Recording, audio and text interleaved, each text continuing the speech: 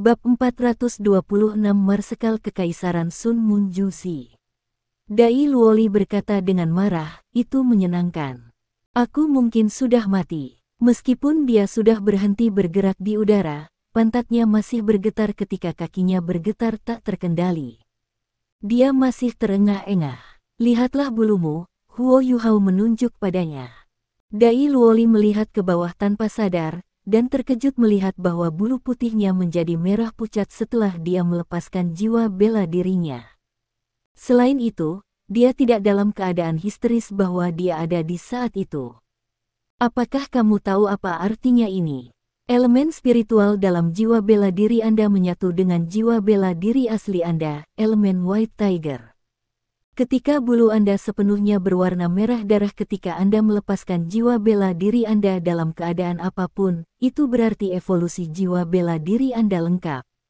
Ketika itu terjadi, jiwa bela diri Anda harus lebih kuat dari harimau putih biasa, dan keterampilan jiwa ofensif apapun harus mengandung unsur spiritual. Sudut mulut Dai Luoli bergerak-gerak ketika dia mendengarkan penjelasan Huo Yuhao. Apakah kamu benar-benar saudara kandung saya? Tentu saja, kata Huo Yuhao dengan serius. Dai Luoli memaksakan tawa dan berkata, tidak bisakah kita menggunakan metode seperti itu di mana aku takut mati lain kali? Apakah Anda tahu bahwa saya benar-benar berpikir saya akan mati sekarang? Huo Yuhao terkekeh dan berkata, ini hanya akan berhasil jika Anda merasakan sensasi seperti itu.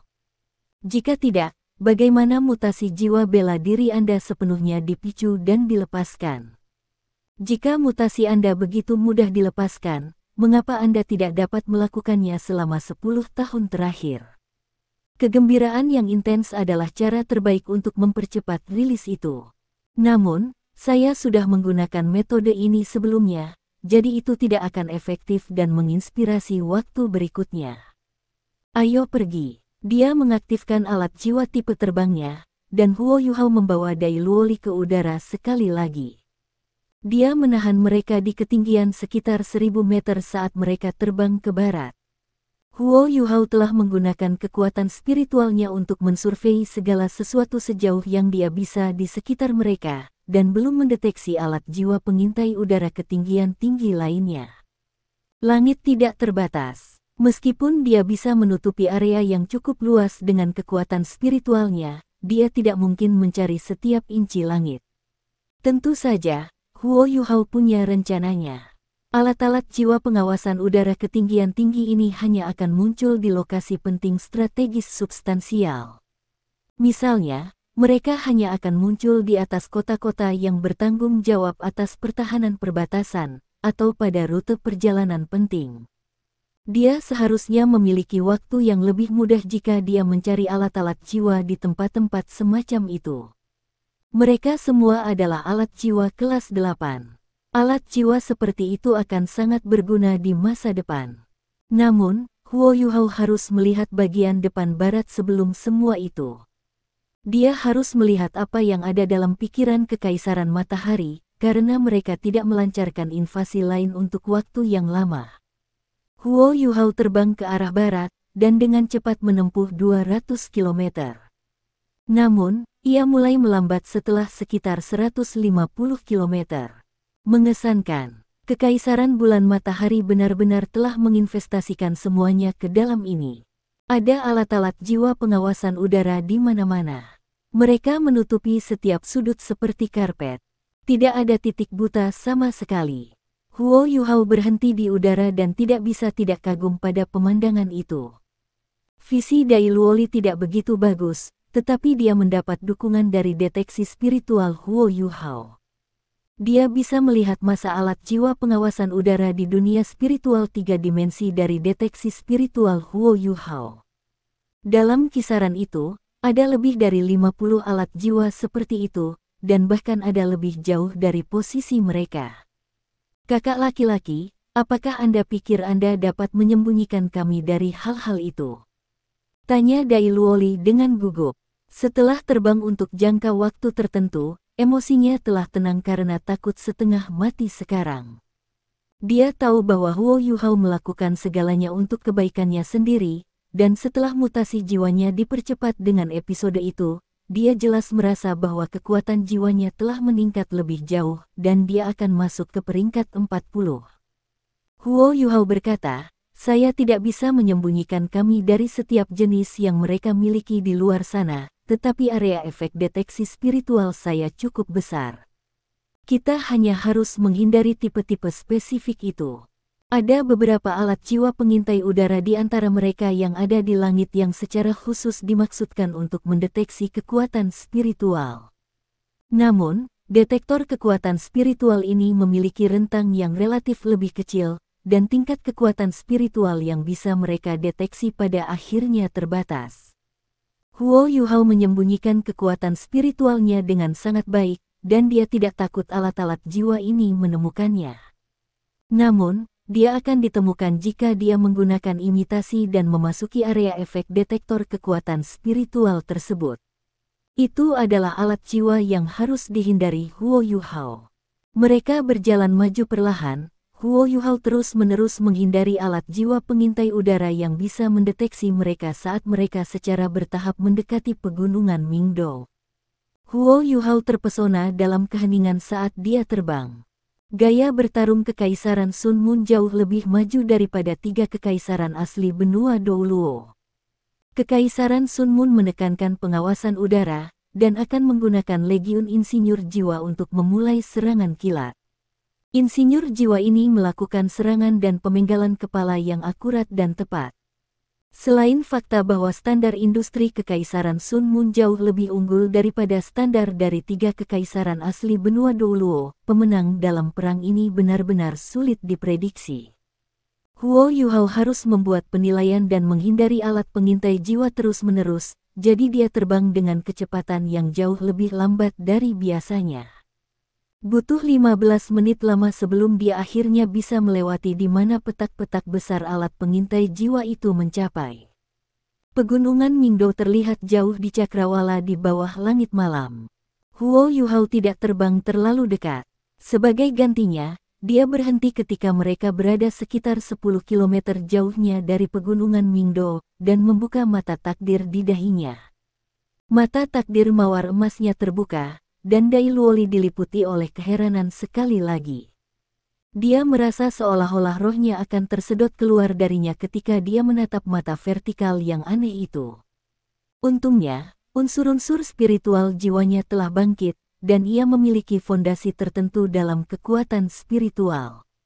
Dia buru-buru mengalihkan pandangannya ketika Huo Yuhao mengingatkannya. Efek gabungan dari mata takdir Huo Yuhao dan School of Destiny-nya memungkinkan dia untuk mencapai jarak maksimum 10 km dengan deteksi spiritualnya dalam satu arah. Tentu saja, melakukan itu akan menghabiskan banyak kekuatan spiritual. Kekuatan spiritual Huo Yuhao menyentuh pegunungan barat di kejauhan, dan dia secara bertahap mulai menyapu daerah itu secara horizontal. Setelah itu, ia mensurvei dasar gunung barat, di mana kam-kam tentara Star Luo Empire awalnya terletak. Ekspresi Huo Yuhao secara bertahap menjadi sangat serius dan serius. Dai Luoli tidak mengeluarkan suara. Dia bahkan tidak berani mengambil napas dalam-dalam. Ada alat jiwa pengintai udara di semua tempat, dan satu kesalahan mungkin bisa mengekspos lokasi mereka. Dia sangat cerdas, jadi dia tidak mengatakan sepatah kata pun sejak mereka memasuki wilayah ini. Dia membiarkan Huo Yuhao memimpinnya, dan yang dia lakukan hanyalah mengamati dan mengamati sekelilingnya. Huo Yuhao terus mengawasi selama lebih dari 10 menit. Dia tidak mengatakan apa-apa sama sekali ketika dia selesai, tetapi berbalik dan dengan hati-hati terbang kembali ke cara mereka datang. Dai Luoli menyadari bahwa ekspresi kakak laki-lakinya sehitam mungkin. Jelas, Huo Yuhao telah menyadari sesuatu yang penting, tetapi meskipun dia khawatir dan cemas, dia tidak bisa membuka mulut untuk bertanya. Dia hanya bisa menunggu dengan tenang sampai mereka terbang keluar dari wilayah ini. Mereka terbang lebih cepat dalam perjalanan kembali, karena mereka memiliki pengalaman sebelumnya. Huo Yuhao tidak berusaha untuk menghancurkan alat pengintai jiwa udara ketika mereka meninggalkan wilayah yang berada di bawah pengawasan ketat. Sebagai gantinya, dia buru-buru mempercepat dan terbang menuju Imperial Radiant City. Luoli, ya. Dai Luoli buru-buru mengakui ketika dia mendengar Huo Yuhao memanggil namanya. Huo Yuhao merendahkan suaranya dan berkata, "Saya khawatir Anda tidak bisa terus menyembunyikan identitas Anda. Anda akan mencari ayah Anda segera setelah Anda kembali, dan saya akan membawa Anda dan terbang ke kota itu.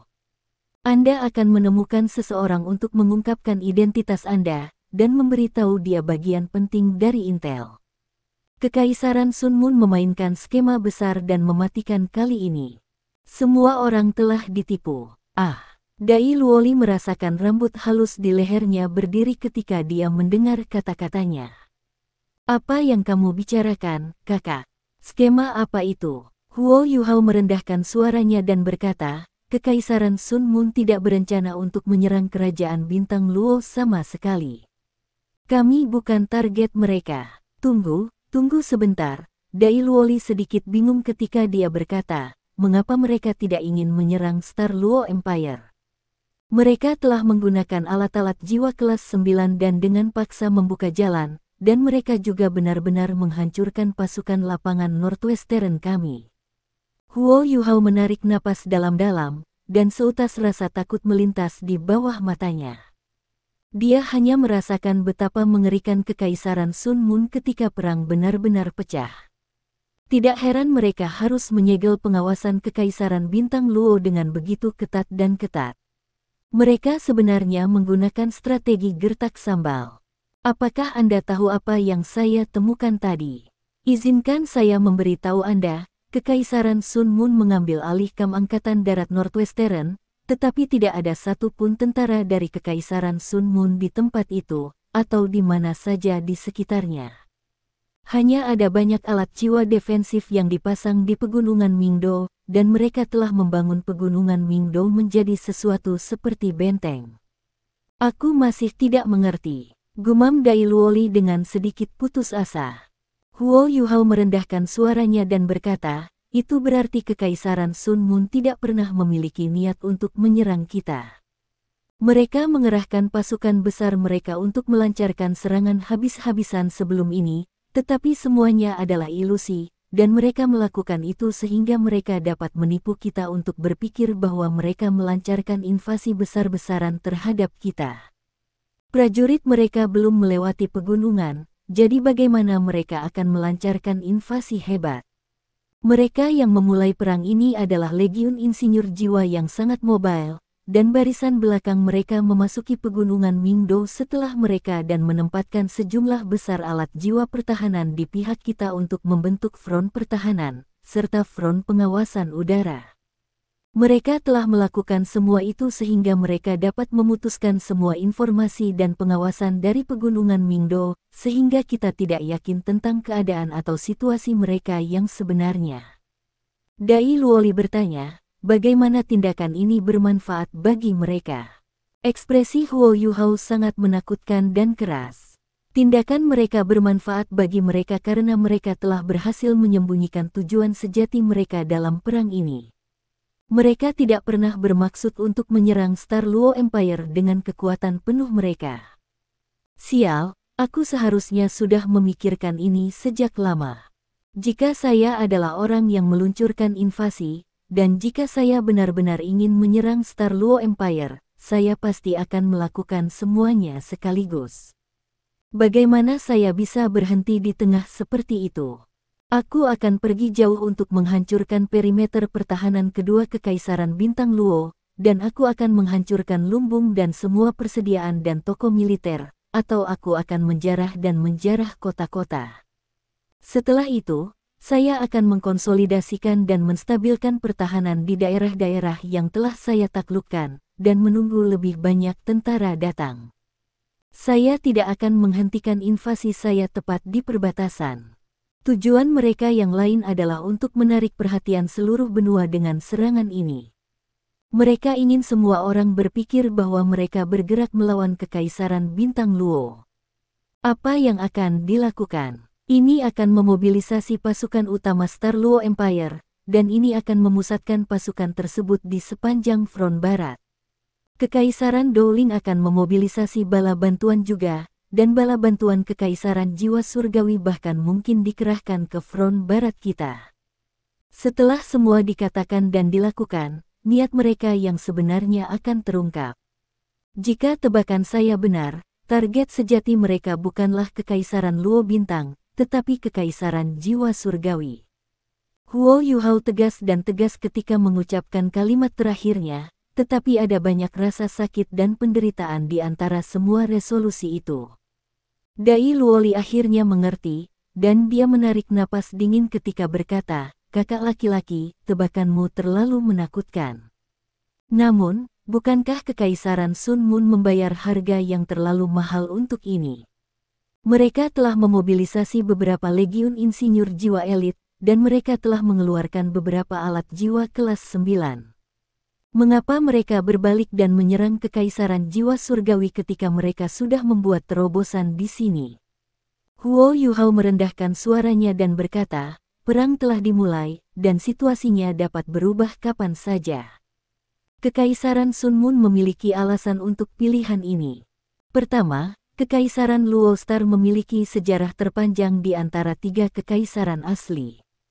Kami telah ada selama 10.000 tahun. Saat itu, Kekaisaran Jiwa Surgawi dan Kekaisaran Dowling masih satu, dan mereka disebut Kekaisaran Heaven Do.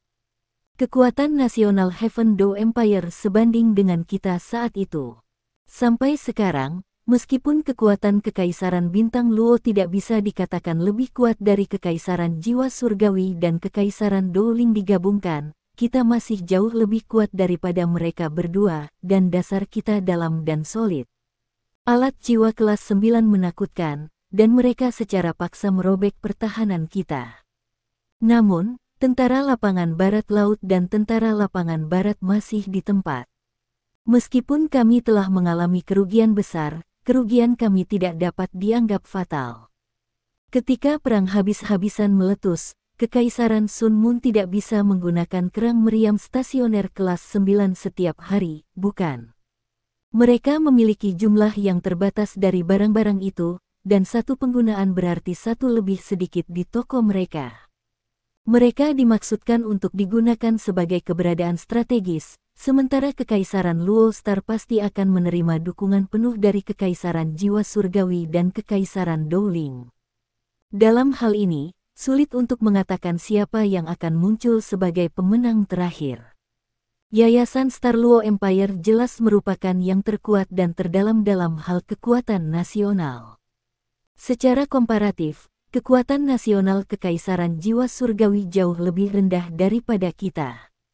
Selanjutnya, dilihat dari perbatasan Kekaisaran Bulan Matahari, perbatasan Kekaisaran Jiwa Surgawi yang terhubung dengan Kekaisaran Bulan Matahari hampir sama panjangnya dengan perbatasan kita dengan Kekaisaran Bulan Matahari.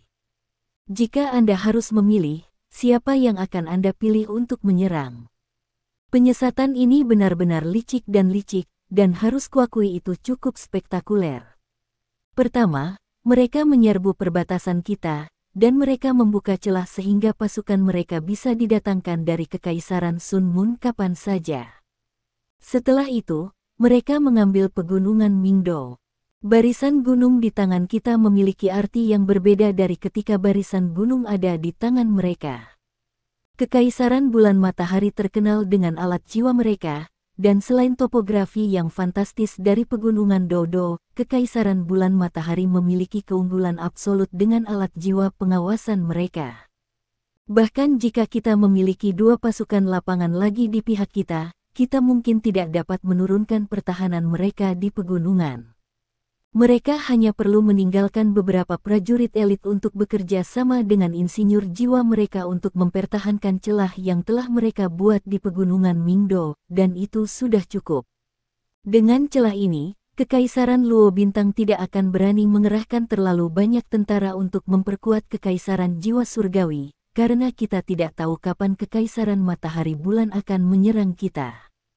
Di masa depan, jika Kekaisaran Sun Mun mencapai kemenangan konklusif di medan perang melawan Kekaisaran Jiwa Surgawi, mereka masih bisa menyerang kita melalui celah di rentang Gunung Mingdo jika dan ketika mereka mau. Pertama, Mereka mendapatkan keuntungan absolut dan mengendalikan kita, dan kemudian mereka mengubah kekuatan mereka melawan kekaisaran jiwa surgawi. Rangkaian taktik ini telah direncanakan dengan cerdik, dan kami tetap berada dalam kegelapan karena mereka memblokir semua upaya pengintaian dan pengawasan kami. Tidak ada yang akan berpikir bahwa mereka mengubah target ketika mereka sudah mendapatkan keuntungan absolut. Oleh karena itu, Anda harus melaporkan semua ini kepada Duke Harimau Putih secepat mungkin, sehingga ia dapat menyampaikan berita tersebut ke Kekaisaran Jiwa Surgawi, sehingga Kekaisaran Jiwa Surgawi dapat berhati-hati. Kekaisaran Sun Moon sedang menunggu semua bala bantuan kita untuk berkonsentrasi di sini. Ketika itu terjadi, mereka akan meluncurkan invasi lain melawan Kekaisaran Jiwa Surgawi, dan bala bantuan kami tidak akan dapat mencapai mereka pada waktunya. Punggung Dai Luoli basah oleh keringat ketika dia mendengarkan analisis Huo Yuhao. Tidak dalam mimpi terliarnya dia mengharapkan situasi seperti itu. Jika semuanya seperti yang diprediksi Huo Yuhao, Kekaisaran Jiwa Surgawi benar-benar dalam bahaya. Saudaraku, apakah ada kemungkinan tebakanmu salah? Mungkin Kekaisaran Sun Moon sama sekali tidak memikirkan hal itu, dan mereka sama sekali belum mempertimbangkan untuk memulai perang habis-habisan. Childish. Huo Yuhao mendengus dingin dan berkata, jangan membantah dan menyangkal situasi hanya karena itu tidak menguntungkan. Apakah Anda mencoba menjadi pengecut? Dugaan saya hampir 90% kemungkinan untuk menjadi benar. Hanya menyampaikan semuanya ke White Tiger Duke, dan dia akan mengerti. Jangan sebut aku, katakan saja padanya bahwa kamu memikirkan semuanya sendiri. Katakan padanya bahwa Anda menyelinap ke perbatasan, dan kebetulan tidak ada alat pengintai jiwa di wilayah tertentu, jadi Anda melihatnya, dan menduga semua kemungkinan ini sesudahnya. Anda harus mengatakan semuanya dengan tulus dan jujur, karena waktu tidak menunggu siapapun. Kekalahan Kekaisaran Jiwa Surgawi akan menjadi bencana bagi kita di masa depan. Dai Luoli menelan ludah saat merasakan tekanan datang dari tubuh Huo Yuhao. Dia mengangguk dan berkata, saya mengerti, saya pasti akan menjelaskan semuanya kepada ayah saya dengan jelas. Kakak laki-laki, Anda benar-benar jenius. Jika saya berada di posisi Anda, saya tidak akan bisa menghitung apapun. Huo Yuhao memaksa tertawa dan berkata, jenius. Bagaimana saya bisa menjadi jenius jika saya baru menyadari apa yang terjadi setelah semuanya dikatakan dan dilakukan? Orang dari Kekaisaran Sun Moon yang merencanakan skema ini adalah seorang jenius sejati. Saat ini, saya hanya bisa berharap bahwa gerakan mereka sedikit lebih lambat, sehingga kita dapat memiliki lebih banyak waktu. Namun, saya takut, ada tenda besar di dalam kamp tentara. Tenda ini berbeda dari tenda-tenda lainnya, karena terbuat dari kulit, dan warnanya merah tua, seolah-olah sudah dicat darah. Lampu dan lentera menerangi keseluruhan tenda besar ini. Tentara berjalan masuk dan keluar terus-menerus, dan meskipun sudah larut malam, semua orang masih tampak sangat sibuk. Sebuah alat jiwa pengintai udara yang sangat tinggi telah hilang. Terdengar sebuah suara yang tercengang di dalam tenda ini. Ya, Marshal, utusan itu berbicara dengan hormat sambil berlutut. Ada sosok yang adil dan anggun berdiri di dalam tenda komandan. Dia dibalut baju besi merah, yang dengan sempurna mengeluarkan tubuhnya yang elegan. Dia mengenakan jubah emas mawar di belakangnya, dan gambar kepahlawanan dan keberanian. Sebuah gambar Phoenix merah berapi-api dicat di dadanya, sayapnya terentang seolah-olah akan melambung ke langit. Kulitnya sangat putih dan lembut, dan sepertinya terbentuk dari kristal air beku, dan air akan diperas jika seseorang mencubit kulitnya dengan lembut. Wajahnya cantik, tetapi dia tampak agak kuyu, dan alisnya bersatu erat ketika ekspresi kontemplatif menghampiri wajahnya. Huo Yuhao akan terkejut jika dia melihatnya, karena orang ini, yang utusan itu sebut sebagai Marshal, adalah permaisuri Kekaisaran Matahari Bulan saat ini, dan juga seseorang yang sangat dikenal Huo Yuhao. Juzi berdiri dan mulai mondar-mandir di tendanya. Setelah beberapa saat, dia berhenti dan merendahkan suaranya ketika dia berkata, "Sampaikan perintahku segera, dan secepat mungkin tingkatkan pengawasan kita terhadap Kekaisaran Bintang Luo di perbatasan barat mereka. Jangan biarkan bahkan seekor lalat pun datang. Kami harus memutuskan setiap metode pengawasan yang mungkin mereka miliki." Ya, utusan itu membungkuk, lalu segera berbalik dan pergi. Ada beberapa perwira tinggi berdiri di kedua sisi tenda. Mereka semua tampak kagum dan hormat di wajah mereka saat mereka menyaksikan Zhu Zi. Kaisar Sun Moon Empire, Su Tianran, telah menunjuk Zhu Zi sebagai panglima tertinggi ketiga pasukan mereka. Ketika itu pertama kali diumumkan, hampir setiap jenderal militer dan setiap pejabat non-militer mengira dia bercanda. Bagaimana mungkin seorang gadis yang baru berumur sekitar 20 tahun menjadi panglima? Kaisar jelas menunjuk orang dari favoritisme. Namun, Su Tianran terlalu sombong. Dengan gereja Roh Kudus mendukungnya, dia dengan cepat menekan setiap suara yang menentang keputusannya, dan bersikeras bahwa Zhu Zi diangkat menjadi panglima tertinggi ketiga pasukan. Tak lama setelah itu, perang diam-diam memasuki tahap persiapannya. Apakah Su Tianran menunjuk seseorang karena dia bias terhadap orang itu? Ya, memang, tapi dia sudah melihat kemampuan orang ini, dan orang ini layak didukung dengan segala cara. Su Tianran tidak pernah meragukan kesetiaan dan komitmen Zhu Zi. Dengan kata lain, Zhu Zi adalah orang yang paling dia percayai di antara semua orang di sampingnya. Jika dia tidak memiliki Zhu Zi bertahun-tahun yang lalu, Su Tianran akan mati karena upaya pembunuhan oleh adik laki-lakinya ketika mereka mencoba untuk mengklaim status putra mahkota. Zhu Zi selalu berada di sampingnya dan melayani selama bertahun-tahun. Namun, Su Tianran tidak hanya bias terhadap Zhu Zi, cukup baginya untuk memiliki begitu banyak keyakinan dalam menunjuk komandan-in-chief dari tiga pasukannya. Lebih penting lagi, dia menyetujui kemampuannya. Bertahun-tahun yang lalu, dia mengizinkannya untuk bergabung dengan militer. Pada awalnya, dia hanya ingin dia dilatih dan marah di militer, tetapi dia tidak pernah berharap dia memiliki bakat luar biasa untuk urusan militer. Zhu Zi telah mencapai hasil teladan ketika dia memimpin pasukannya untuk menghentikan beberapa pemberontakan, dan berhasil menekan pemberontakan dengan korban serendah mungkin, dan dalam waktu sesingkat mungkin.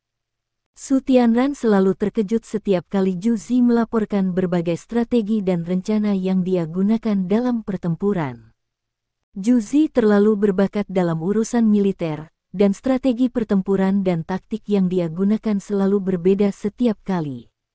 Gagasannya berani dan imajinatif, namun mereka stabil dan didasarkan pada rasionalitas pada saat yang sama. Su Tianran tahu bahwa dia lebih baik daripada dia dalam hal-hal seperti itu.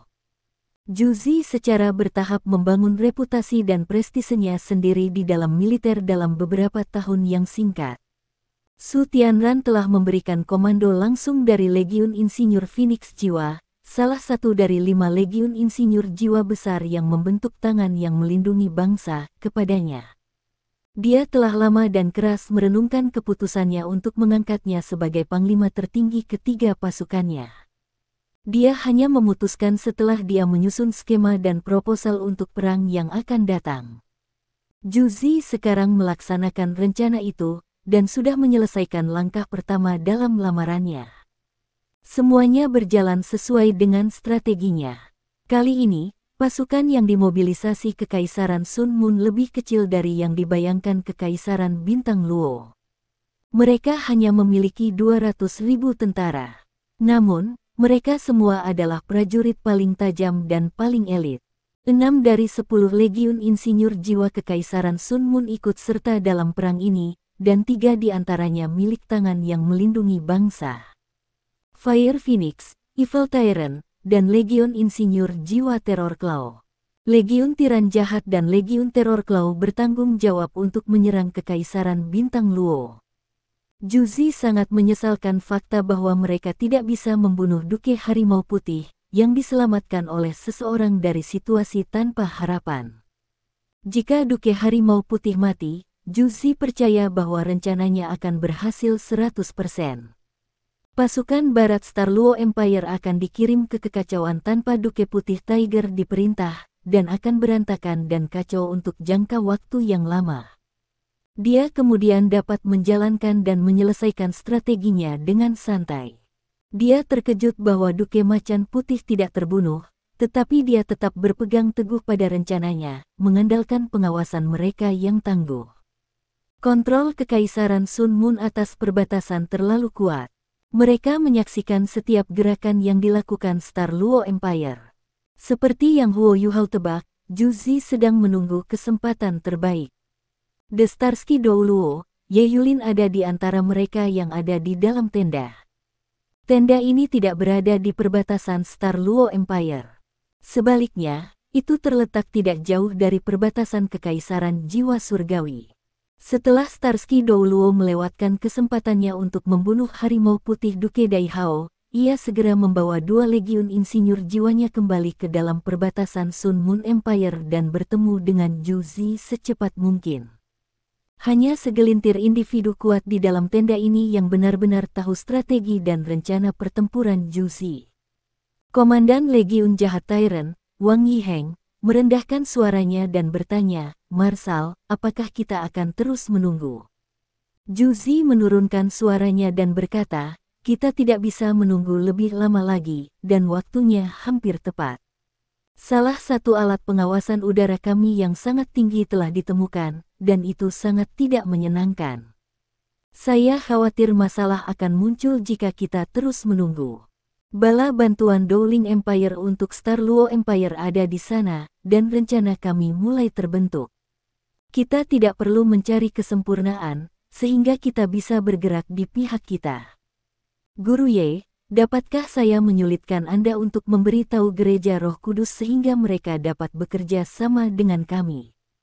Kami akan bergerak besok pagi. Jenderal, kembali dan bersiap-siap. Kita harus melakukan segalanya dalam satu nafas kali ini. Kita harus menerobos sampai ke surga Dou City. Iya nih. Para jenderal dan individu yang kuat ini lebih dari sedikit tidak yakin dengan Juzi pada awalnya, tetapi mereka telah melakukan segalanya sesuai rencananya, dengan mudah menghancurkan pertahanan perbatasan Kekaisaran Bintang Luo, dan hampir membunuh Duke Harimau Putih. Mereka sekarang mulai diyakinkan, terutama oleh gaya membingungkan Juzi dalam mengerahkan dan memobilisasi tentara mereka. Seringkali, para jenderal ini masih bingung, ketika mereka telah mencapai tujuan dari strategi pertempuran mereka. Intel yang mereka terima dari garis depan membenarkan bahwa Kekaisaran Bintang Luo ditarik dengan cara yang mereka inginkan, dan bahkan Duke Macan Putih, yang merupakan marshal terkemuka di seluruh benua, tidak menemukan rencana mereka. Juzi sangat menekankan pengawasan. Kali ini, dia telah mengerahkan hampir setiap alat pengintai jiwa di Kekaisaran, dan bahkan memobilisasi alat pengintai jiwa yang digunakan kota-kota Kekaisaran untuk pertahanan. Alasannya sederhana, jika mereka menggunakan alat pengintai jiwa ini di perbatasan, mengapa kota mereka membutuhkan alat pengintai jiwa itu untuk pertahanan, selama perbatasan mereka tidak ditembus?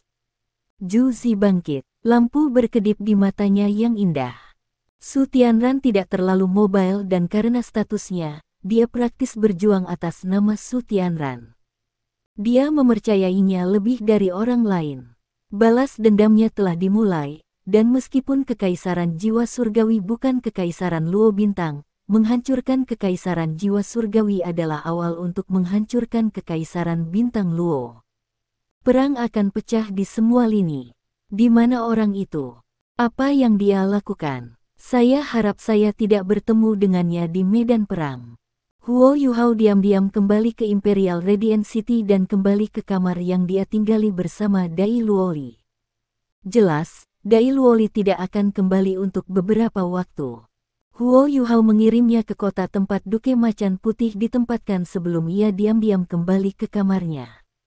Dia telah menasihati Dai Luoli lagi dan lagi sebelum mereka berpisah untuk tidak mengungkapkan apa-apa tentang dia.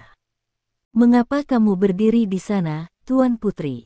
Huo Yuhao melihat Su Yun berdiri di sebelah jendela begitu dia masuk. Suyun berbalik dan menatapnya. Apakah kalian berdua masih memiliki kesadaran bahwa penjaga pribadi seharusnya memiliki?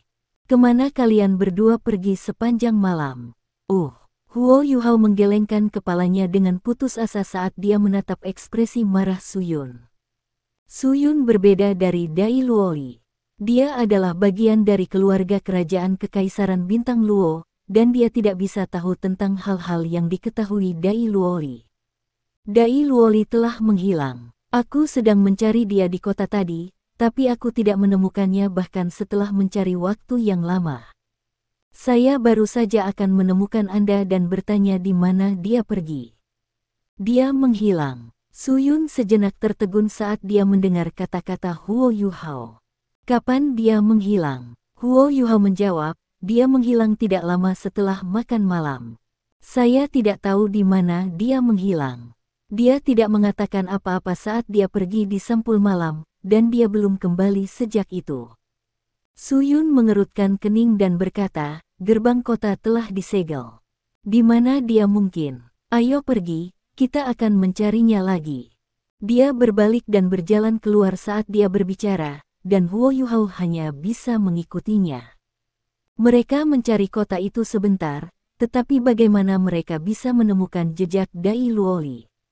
Akhirnya, peluit yang menandakan majelis darurat terdengar.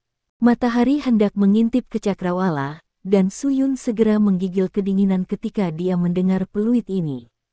Dia berkata, apakah musuh ada di sini? Huo Yuhao menurunkan suaranya dan berkata, tenang, jangan khawatir. Mari kita kumpulkan orang-orang kita terlebih dahulu dan menunggu pesanan. Baiklah. Ekspresi heran di wajah Suyun memudar pada pengingat Huo Yuhao, tapi dia masih terengah-engah. Lagi pula, putri kecil ini tidak pernah berpartisipasi dalam perang sebelumnya. Dia tidak bisa membantu tetapi merasakan detak jantungnya lebih cepat ketika dia berpikir bahwa pasukan Kekaisaran Sun Mun mungkin telah menyeberang ke sisinya. Setiap prajurit yang ditempatkan di kota berkumpul dengan cepat, dan setiap perwira yang berpangkat komandan batalion atau lebih tinggi dipanggil untuk menghadiri konferensi. Huo Yuhao mengikuti Suyun ke markas militer. Suyun masuk untuk pertemuan itu, dan dia menunggu di luar. Dia bahkan tidak perlu deteksi spiritual untuk menguping pertemuan ini baginya untuk membayangkan bahwa pertemuan darurat ini tidak ada hubungannya dengan Kekaisaran Sun Mun yang menyerang mereka.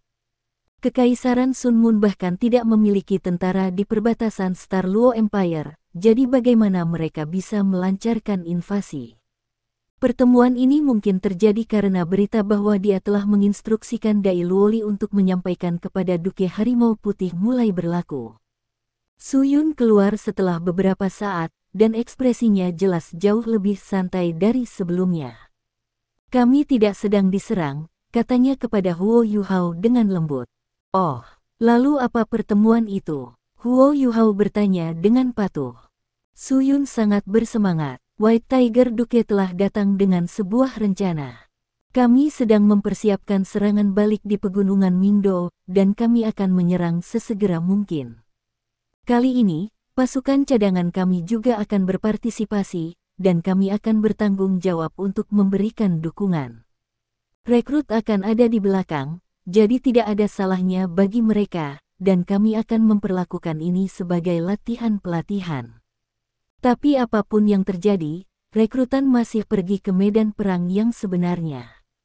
Ayo cepat kembali. Mereka melakukan serangan balik di pegunungan Mingdo.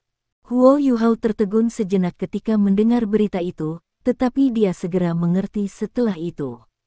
White Tiger Duke, dia mengharumkan namanya sebagai salah satu marsekal yang paling terkemuka di generasinya. Tampaknya Duke Harimau Putih percaya intel yang disampaikan Dai Luoli kepadanya. Pada saat seperti ini, Kekaisaran Luo Star tidak dapat mendukung dan memperkuat Kekaisaran Jiwa Surgawi pada waktunya, bahkan jika mereka mau.